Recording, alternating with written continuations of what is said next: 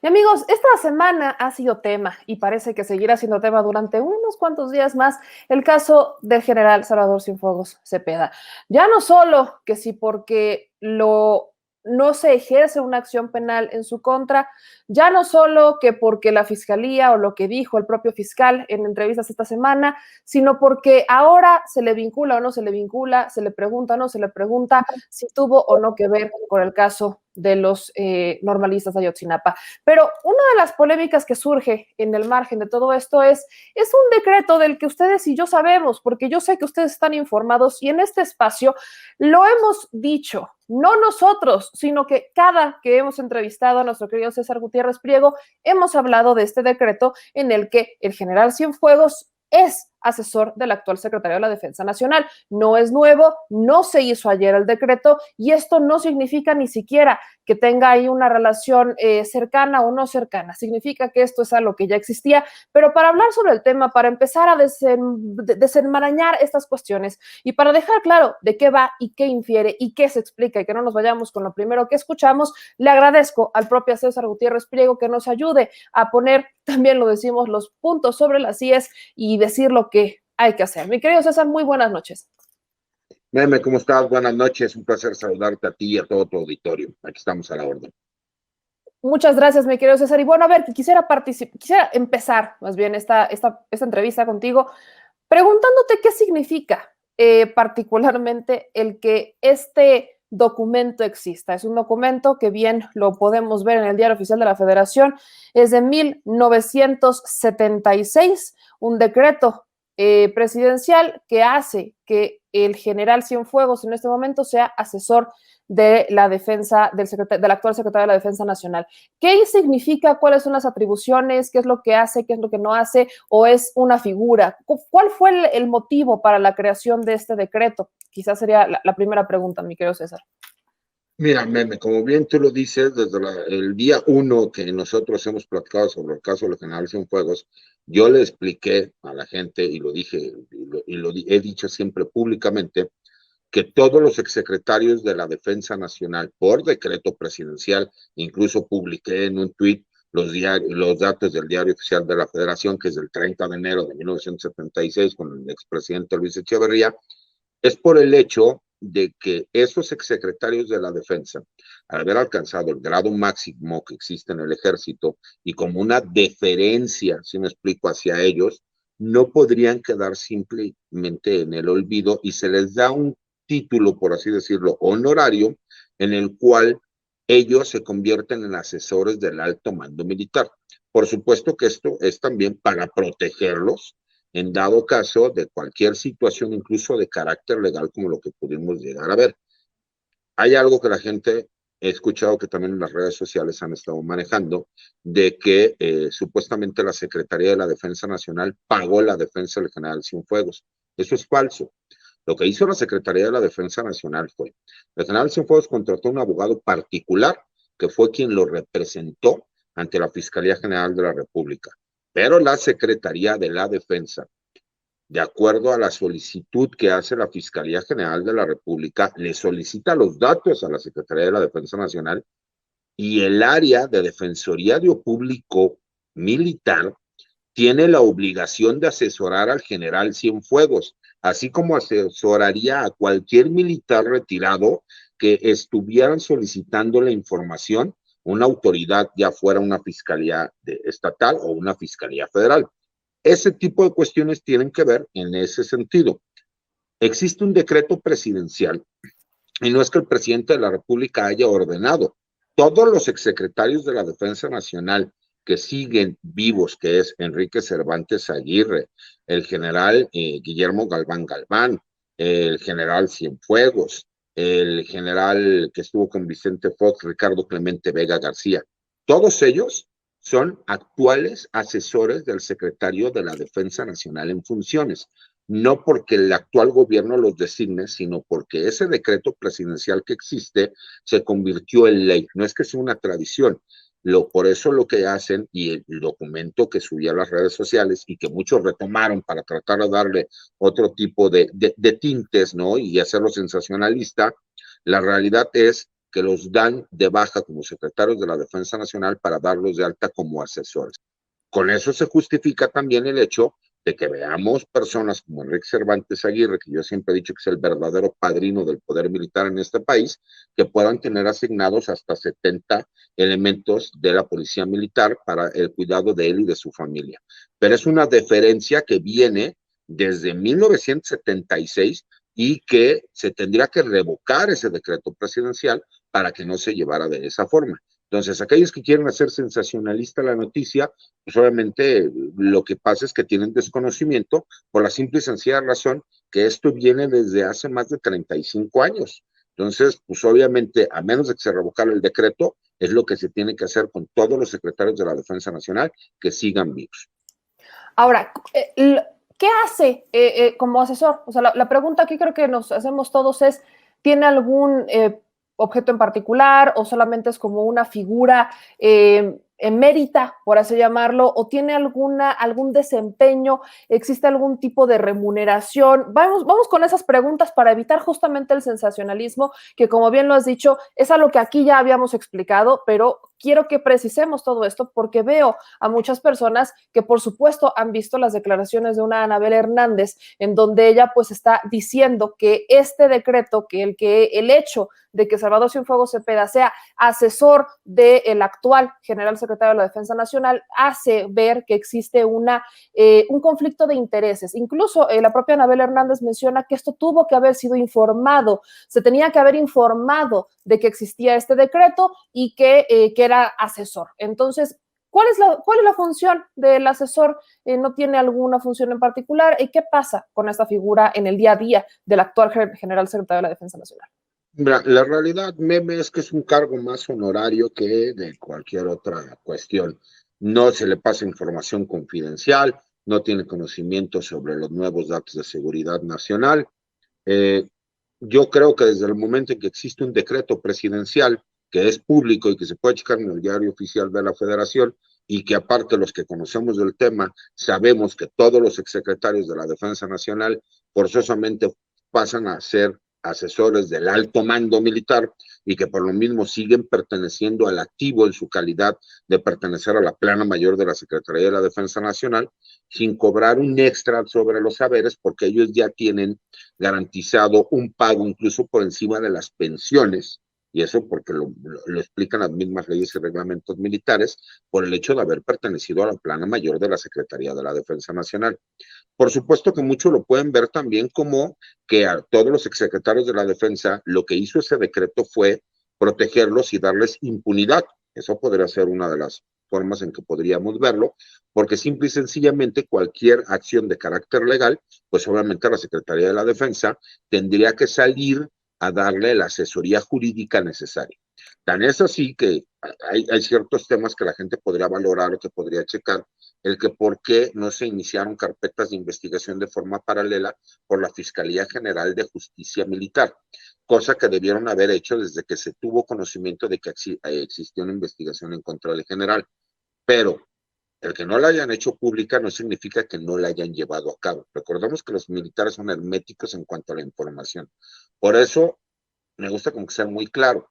La realidad es que es una deferencia que se tiene para los anteriores secretarios de la Defensa Nacional. Algunas personas lo pueden ver como a lo mejor darles la oportunidad de tener impunidad, tal vez lo podrían ver así, pero en realidad es única y exclusivamente un cargo honorario, donde no tienen mando, no son acreedores a tener acceso a información privilegiada, y simple y sencillamente se le toma en consideración para algunos actos y eventos militares en los cuales se les reconoce que fueron secretarios de la Defensa Nacional y les dan esa deferencia de considerarlos que por la experiencia que ellos tienen y las vivencias que tuvieron dentro del ejército, se debe de utilizar su experiencia para que pudiesen asesorar al actual secretario de la Defensa Nacional o el próximo secretario de la Defensa Nacional, y de acuerdo a sus vivencias y experiencias, él pueda formar un criterio en cuanto a decisiones.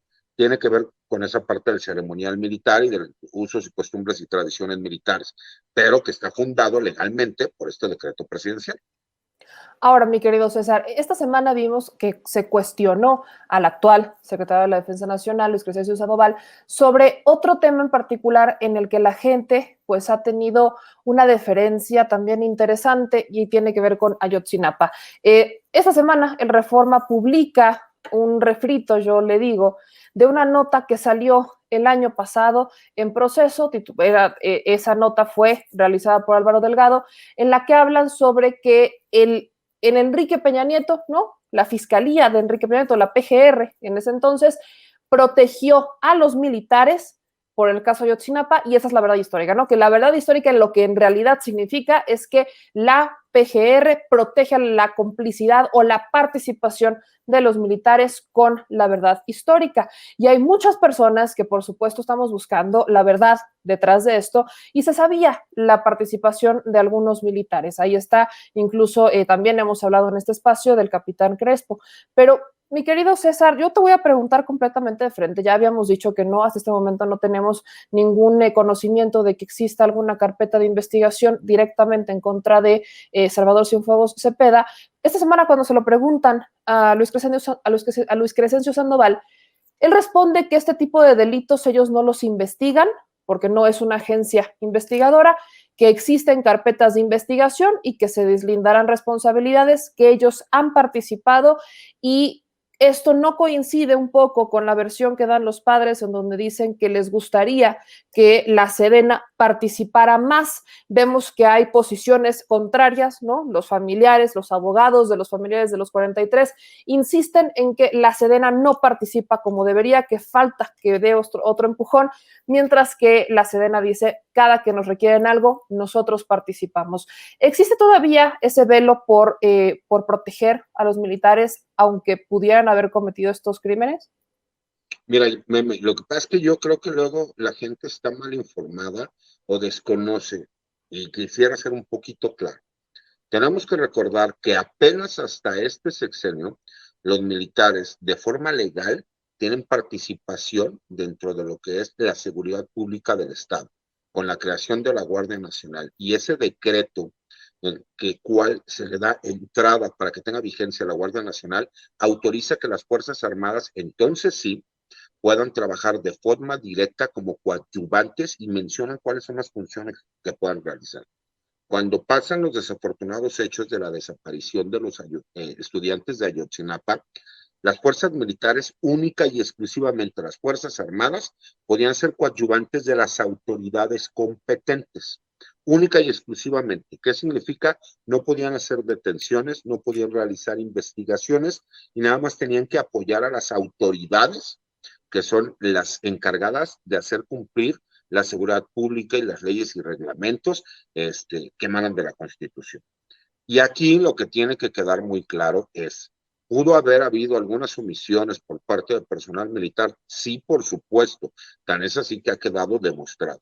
Lo que no puedo yo entender o no puedo creer, o a lo mejor no han sido claros para explicarlo, es cuando la policía municipal de un municipio le solicitaba a la Secretaría de la Defensa Nacional que los apoyaran porque iban a hacer detenciones, se supone que a quien tendría que apoyar era el personal militar, a la policía municipal o estatal o federal que le solicitara su apoyo. Tan es así que queda claro y obra constancia con la detención del capitán Crespo, de las fotografías que él les toma adentro de una clínica en donde los jóvenes son requeridos para que den sus datos, él tomara los datos y diera la información a lo que era la instalación militar, y él mismo especifica que fue en coadyuvancia a las autoridades municipales. Incluso cuando mencionan que si hubo detenciones de los estudiantes y fueron entregados a la policía municipal, legalmente en aquel entonces eran las atribuciones únicas y exclusivas que podía tener la autoridad militar. Por lo mismo, el personal militar no podía hacer detenciones de jóvenes. Hay personas que dicen, es que si vieron que los estaban maltratando, ¿por qué no se metieron a defenderlos? Hasta donde yo tengo entendido, personal militar no se encontraba presente ni cuando hubo torturas, ni cuando hubo desapariciones, ni cuando hubo absolutamente nada.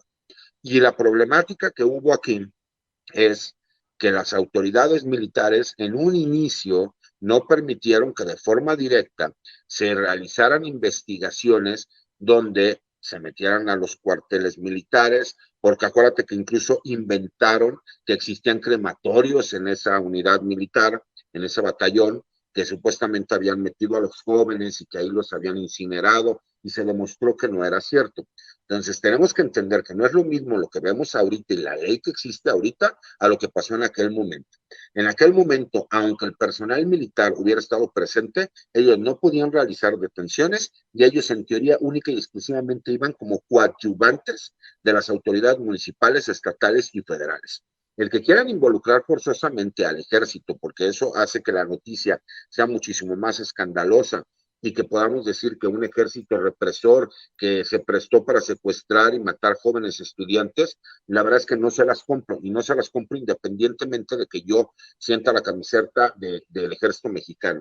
Es porque jurídicamente no tenían las facultades el personal militar en aquel entonces, en esa fecha en específico, y única y exclusivamente iban como coadyuvantes de la autoridad que sí tenía las facultades legales. Porque hay que recordar algo, meme, que a la gente se le olvida.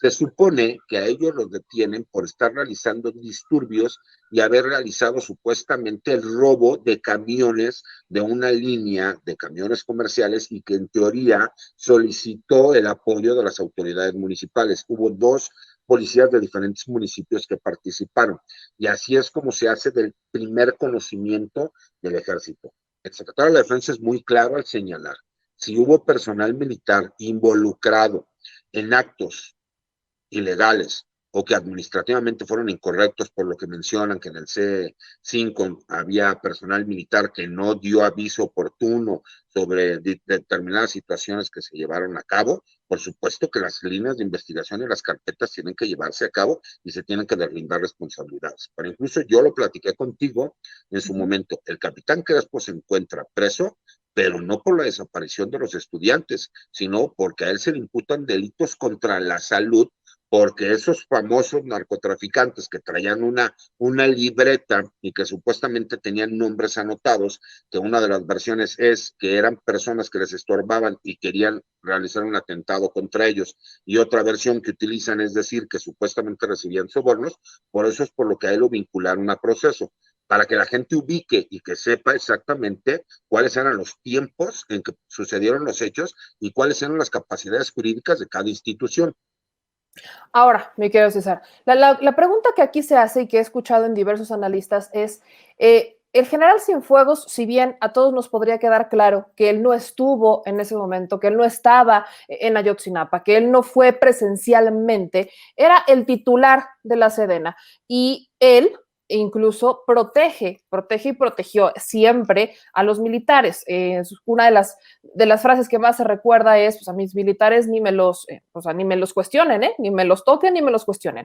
Pero aquí, ¿qué tanto, hasta dónde llega el conocimiento como para haberlos encubierto? Lo vuelvo a preguntar porque la gente insiste en que se le debe de investigar a Cienfuegos por una complicidad con el caso Ayotzinapa, por haber sabido de la situación, por saber quiénes eran los militares y por haber encubierto. Ya estamos hablando de tiempos de la investigación, en tiempos donde la PGR protegería a los militares con esta verdad histórica, borrando algunas sus participaciones. Entonces, a la pregunta en concreto es, ¿existen elementos para poder investigar siquiera a Salvador Cienfuegos Cepeda por haber encubierto a los militares, siendo él el titular de la Sedena? No por haber participado, pero sí por haberlos protegido. Mira, recordemos que existen delitos por acción y delitos por omisión. Quienes tuvimos la oportunidad de revisar la carpeta de investigación que desclasificó, por así decirlo, la Fiscalía General de la República en esta investigación en contra del general Cienfuegos, él dentro de una parte de su defensa, y tú que fuiste de las personas que la leyó completa y la supo desmenuzar, menciona cuáles son las atribuciones que tiene cada comandante de región y de zona. Y ahí se deslinda él incluso de la forma de actuar o de los operativos que pudieron haber realizado cada uno de estos comandantes.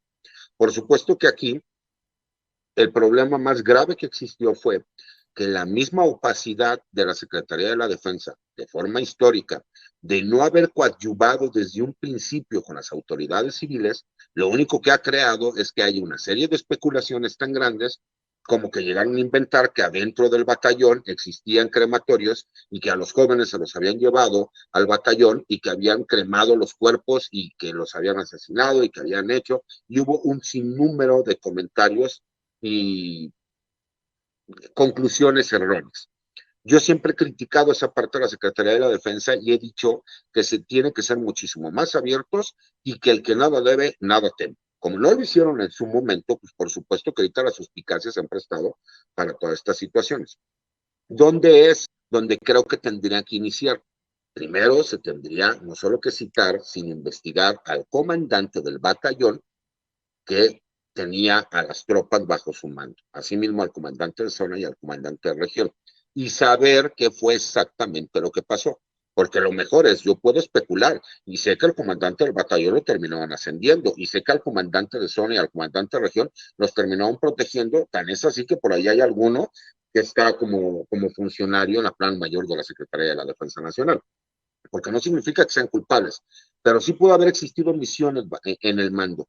Y ahí es la forma donde se podría checar si el general Cienfuegos cometió una omisión de acuerdo a las leyes y reglamentos militares, en donde él, por omisión, no investigó lo que tendría que haber investigado, o en un delito de por acción, por el simple hecho de sacarlos de donde podrían ellos tener un problema o una investigación, y entonces sí haber cometido un delito. Y creo que aquí es muy sencillo, y ese tipo de cosas se pueden verificar de forma muy sencilla. Cuando se dieron las órdenes. En la Secretaría de la Defensa todos los documentos existen y todos los documentos están. Se puede verificar quién dio la orden, el día en que sucedieron los hechos. Está el famoso informe de los 5 puntos en donde se detalla y se hace una narrativa de acuerdo a todo lo que pudo haber sucedido en cuanto al hecho. ¿Quiénes fueron quienes lo verificaron? ¿Quiénes fueron quienes lo checaron? ¿Quién terminó, a dónde terminó mandando ese comandante de batallón? ¿A dónde se fue el comandante de zona? ¿A dónde se fue el comandante de región? Y si esas órdenes tenían justificación para llevarlas a cabo o si simple y sencillamente se hicieron para protegerlos de acuerdo a que no se vieran involucrados en investigación. Eso lo podrían hacer de forma muy sencilla y si tuvieran la intención de coadyuvar, lo podrían hacer en meses y dejar a la gente con la certeza de que no hubo ninguna participación por parte de la Secretaría de la Defensa Nacional, ni nunca existió la intención de proteger a absolutamente a nadie, porque no se cometieron actos que fueran considerados como delitos.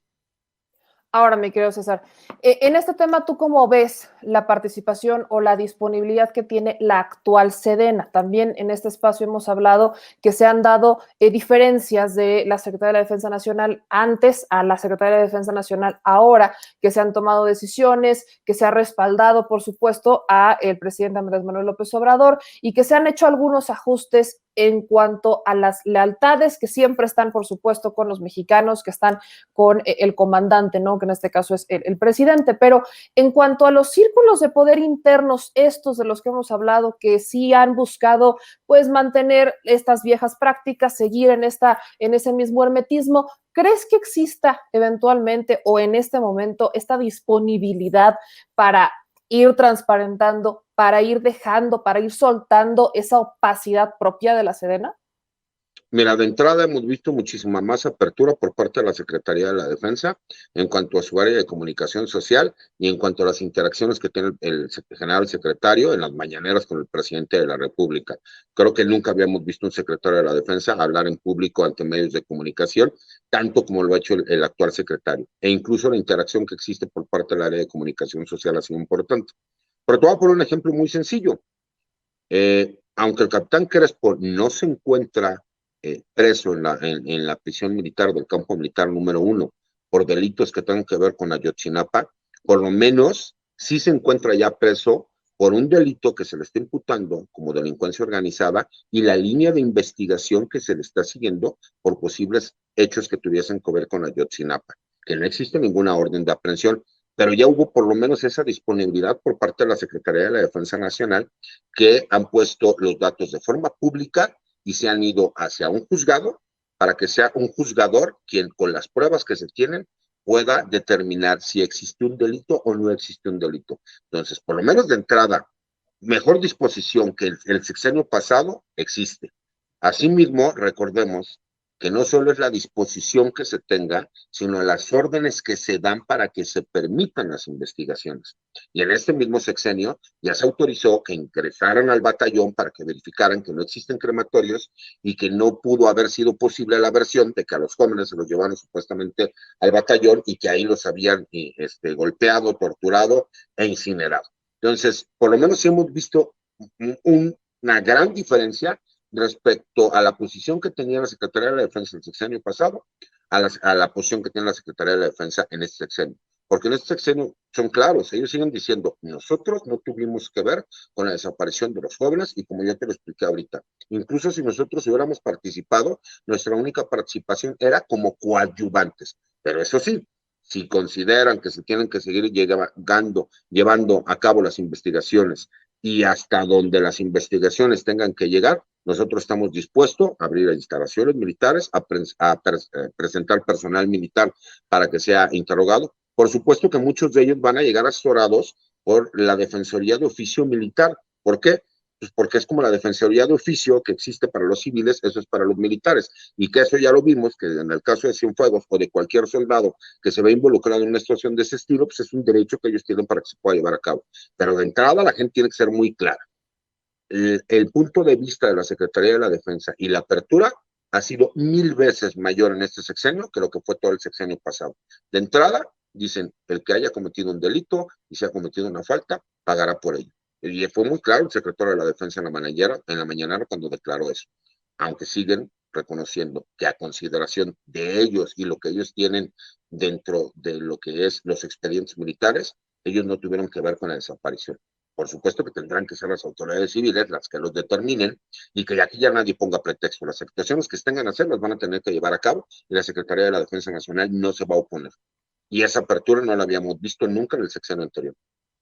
Y para concluir, mi querido César, en este caso, ¿no? En este, los que se deriven, vemos que los militares agarran cada vez más fuerza, particularmente con un Andrés Manuel López Obrador, que ha basado muchas de sus proyectos en los militares, que sí en la construcción, que sí en el tema de las vacunas. Vaya, los militares forman una parte muy importante de la estrategia de un presidente Andrés Manuel López Obrador.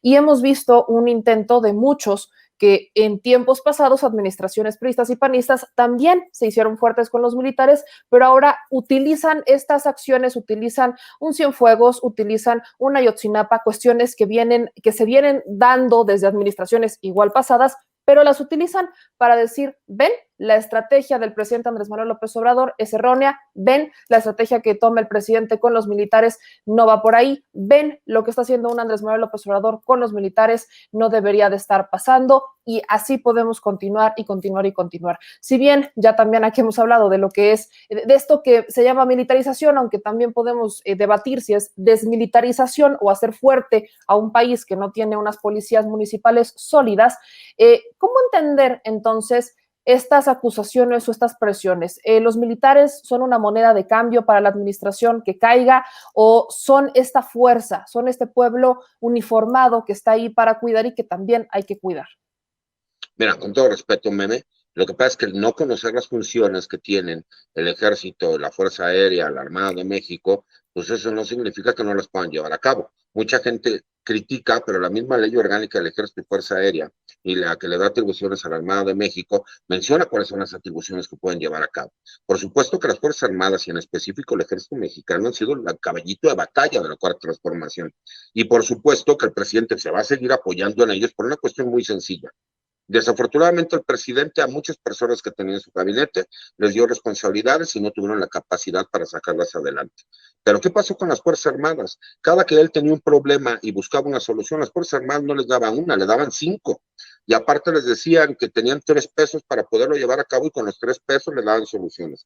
porque así ha sido toda la vida militar. Muchas personas critican y hablan de militarización y militarismo sin entender ni siquiera los conceptos. Y yo hablo más bien de la policiación de las Fuerzas Armadas. ¿Por qué? Pues porque desde el momento en que los sacamos de los cuarteles y los volvemos guardias nacionales, todo el mundo dice, es que ya militarizaron la seguridad pública. Pues yo lo veo al revés, lo que yo veo es que estamos policializando a las Fuerzas Armadas. ¿Por qué? Porque al respeto a los derechos humanos que se tiene que dar en el día a día, tratan de manipular los datos con una situación muy fácil. Dicen que el grado de letalidad de las Fuerzas Armadas es mayor, por ejemplo, en estados como Tamaulipas, y eso lo acaban de sacar la publicación. Y hubo un pequeño debate que tuvimos por ahí en redes sociales en donde yo lo explicaba, que el índice de letalidad no lo puedes sacar por el número de enfrentamientos y de fallecidos si no tomas en consideración el número de heridos militares y el número de heridos de los mismos civiles armados, así como el número de civiles que pones a disposición de las autoridades y que después de un enfrentamiento no quedaron heridos y que no fueron fallecidos. Asimismo, yo les explicaba que existen más de 12,000, así es, escuchen el número, 12,000 interacciones de personal militar y de la Guardia Nacional todos los días con la población civil.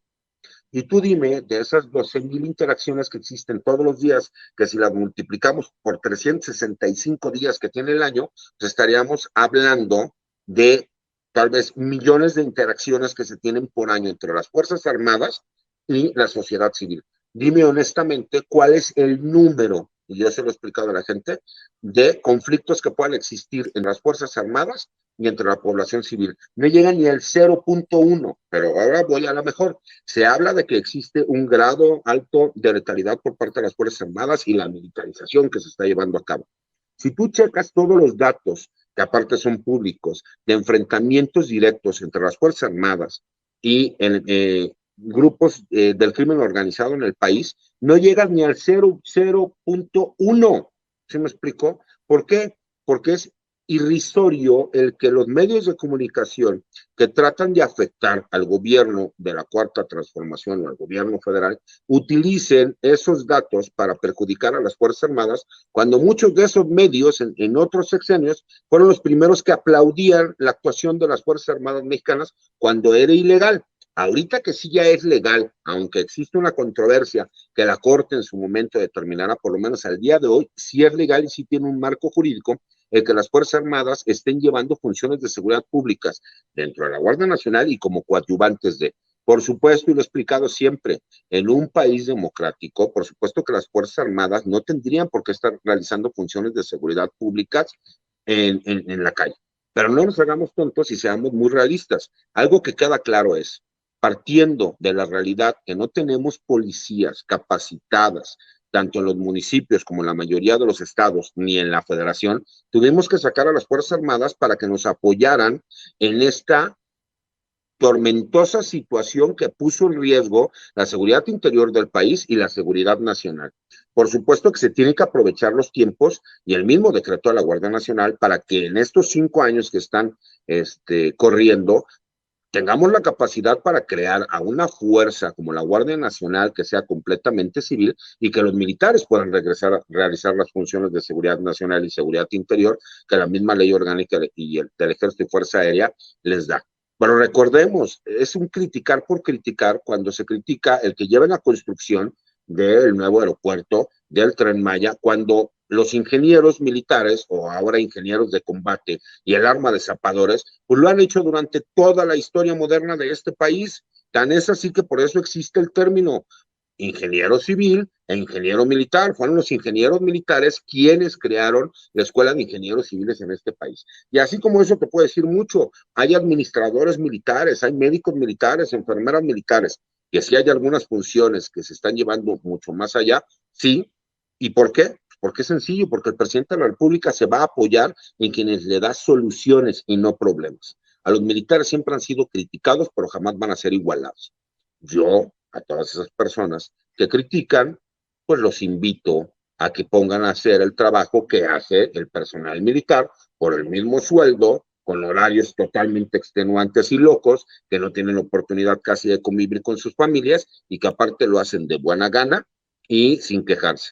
Yo lo único que le pediría al presidente de la República, y como muchas veces lo he comentado contigo, es que de los 233 casos de militares que nosotros hemos denunciado, que se encuentran presos en la prisión militar, que incluso tú me apoyaste con la entrega de 3 de esas cartas, de 3 asuntos de oficiales del ejército, pues que se revisen sus casos. Y asimismo, nada más que recuerde lo que él les dijo desde el día 1 que tomó el mando de la presidencia de la República, que les aumentaría los sueldos, empezando desde los de más abajo y al último con los de arriba. ¿Por qué? Porque el señor presidente siempre ha cumplido con su palabra y sé que esta no va a ser la excepción, pero que recuerden también las tropas que un guiño y un apapacho de vez en cuando vale la pena y que no se diga única y exclusivamente que solamente los altos generales de este país se les pueden inventar delitos.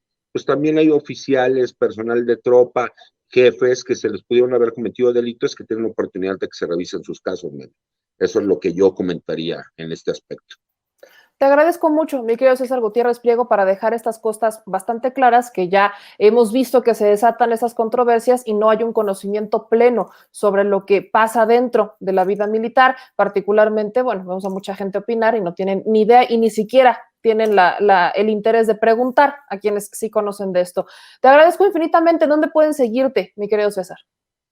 Al contrario, mira, mi Twitter es @César Gutipri. Tengo una columna de opinión que escribo todos los martes en La Silla Rota. Tengo otra columna de opinión en el blog de información militar que se llama Campo Marte. Es información exclusiva en seguridad nacional y especializada en información militar y de Fuerzas Armadas. Asimismo, tengo las páginas de la Fundación General Jesús Gutiérrez Rebollo en apoyo de marinos y militares procesados y sentenciados hace. Te agradezco mucho, mi querido César, y bueno, estamos al habla. Te mando un abrazo, muy buenas noches. Al contrario, un abrazo a ti y saludos a todo tu auditorio. Muy buenas noches, mi querido César.